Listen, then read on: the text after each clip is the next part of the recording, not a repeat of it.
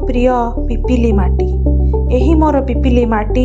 एही माटी मो पाई केवल एक अंचल नुहे, यह मोर श्वास, मोर अस्तित्व, मो भीतर जन्म नहीं गभीर भावना।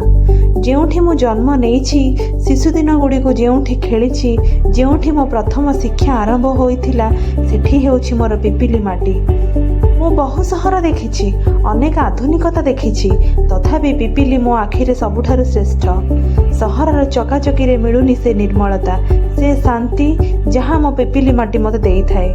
प्रभात बेले पिपिलीर वायु आ तार खसखस शब्द मोर मन को से भावना रे बांधी दिए, जेउठी मु सारा जीवन रहिबाकू चाहे।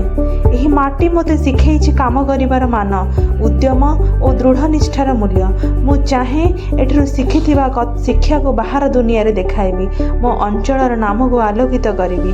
पिपिली केवल एक जगह नुहे, यह हेउछि एक संस्कृति, एक परंपरा, एक शिल्पर नाम। एठिर लोके अद्भुत हुनर धारक। चांदुआ एही कला एठिर अभिमान। गाँ गाँव लोक चांदुआ बुणती, से सृजनशीलता और साहित्यर अंतर्गत भाव प्रकाश पाए। पिपिलीर एही कला दुनियार विभिन्न कोणर लोकंकु आकर्षित करिथाए। देश बाहर लोके एठिकु आसंती, एही शिल्प को देखि आचंबित हुअंती। एही पिपिली माटीर कथा मु लेखिबी, गपरे लेखिबी, काव्ୟରେ गाइबी एवं प्रत्येक प्रसंगरे एही माटी प्रति मोर अगाध भल पाइबा व्यक्त करिबी, कारण एही माटी मु चलीथिबा आधार, एही माटी मो अस्तित्वर मूल।